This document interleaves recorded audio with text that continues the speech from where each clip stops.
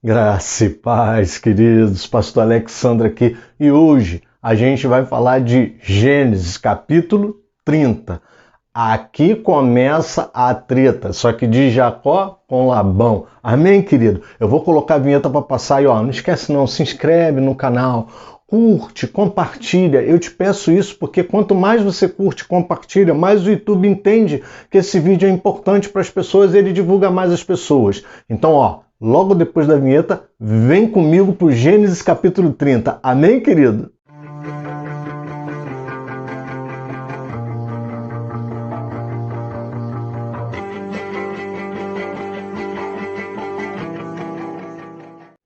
Graça e paz, queridos. Pastor Alexandre aqui de volta. E hoje a gente vai falar de Gênesis capítulo 30. Se você é novo por aqui, tem problema não. Vou colocar aqui em cima um card do YouTube indicando para você a série Gênesis, para você poder assistir todos os episódios.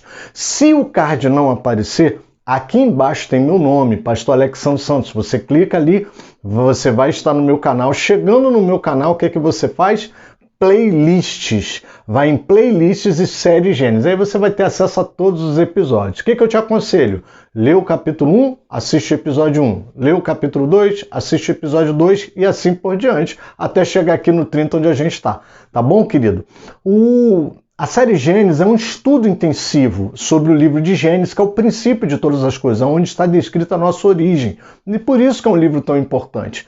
Fazendo a série Gênesis, você lê a Bíblia e ainda tem explicações bem objetivas e bem, digamos assim, básicas sobre o livro. E aí a gente pode fazer uma aplicação prática para a nossa vida. Amém, querido? Então vai lá, clica na série Gênesis, eu estou te esperando aqui logo depois do pause. Amém, querido? Gênesis capítulo 30, querido. Como eu falei no episódio passado do 29, Gênesis 29, a gente está fazendo uma passagem aqui por um conjunto de episódios que ocorreram aí num espaço de 20 anos. O capítulo passado, 29, tinha mais ou menos 14 anos, e agora a gente vai fazer parte agora de uma etapa, o capítulo 30, ele vai ter um espaço temporal de aproximadamente 6, 7 anos aí, tá? 6 anos, por aí. Então, para você ver, às vezes a gente lê um capítulo e acha que foi uma ocorrência da semana passada, ocorrência da próxima semana, ocorrência dentro de um mês, não. Às vezes, em um capítulo bíblico, você tem anos e anos. Então, olha, 29, capítulo 29, só para você pegar a ideia.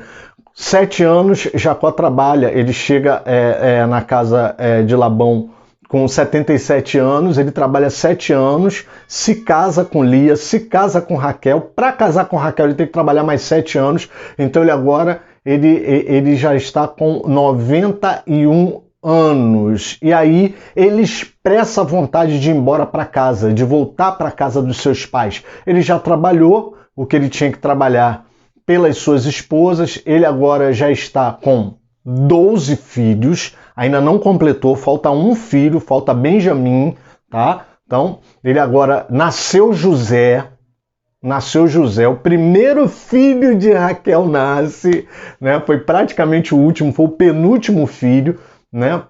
Primeiro de Raquel. José nasce, aí o que ele pensa? Poxa, nasceu o filho da mulher que eu amo, nasceu o filho da mulher que eu sou apaixonado. Porque a verdade é essa, tá, amado? A gente sabe, eu não estou falando besteira aqui, a gente sabe que Jacó amava Raquel. Lia é porque ele tomou aquele capote lá de Labão, né? E aí no capítulo passado eu expliquei para você que o homem, ele é provado na sua própria sementeira.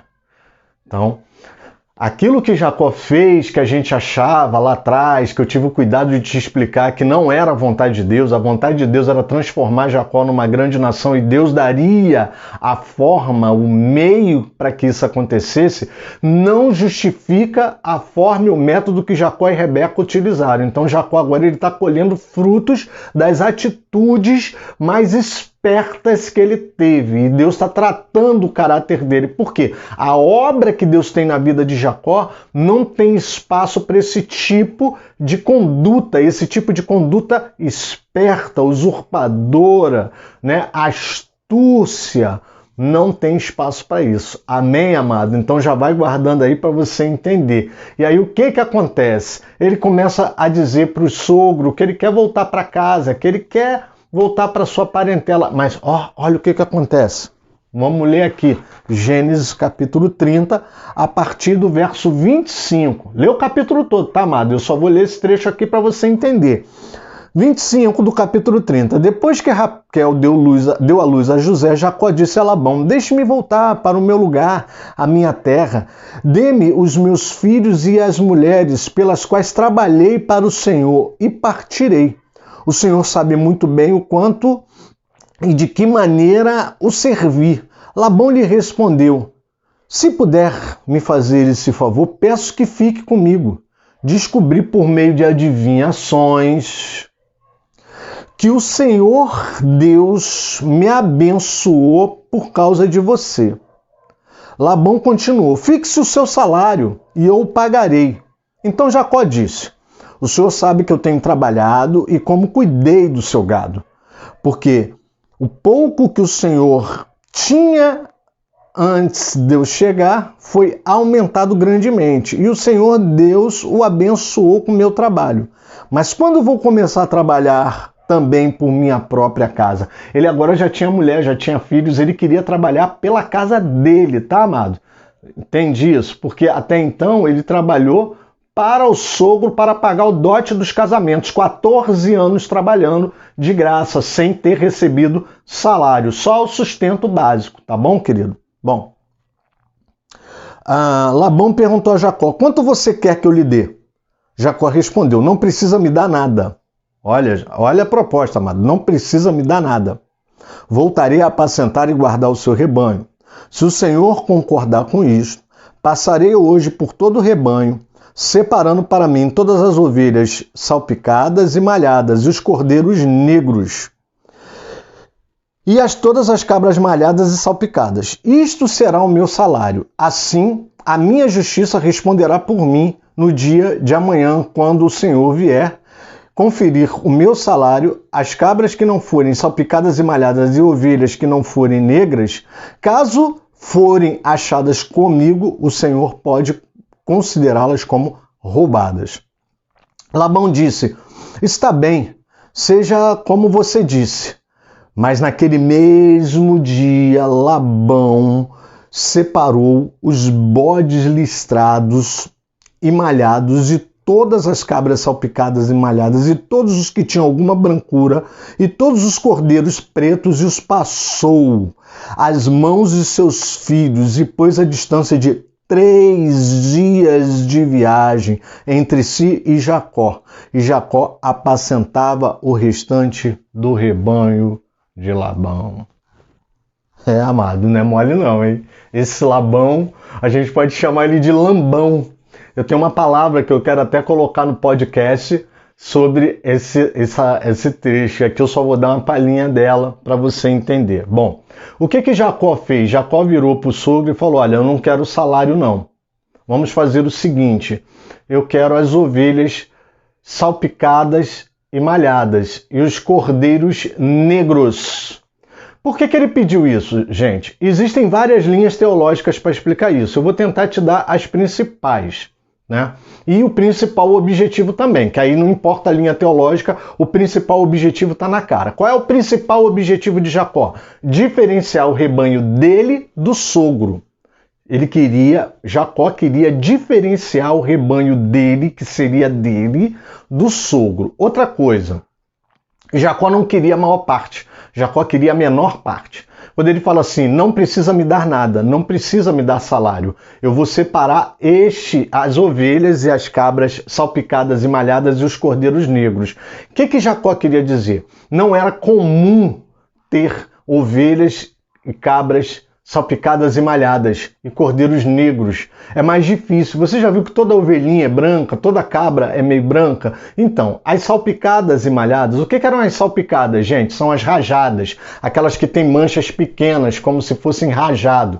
E as malhadas são aquelas que têm manchas grandes. E os cordeiros negros. Imagina um cordeirinho todo negrinho, negro, negro, negro. Você já deve estar imaginando na sua mente que é difícil ter isso nos rebanhos. Sim, é uma combinação genética um pouco menos provável, mas não era impossível. Havia no rebanho. A prova que havia é que Labão, logo depois que combina, não, tudo bem, gostei, show de bola.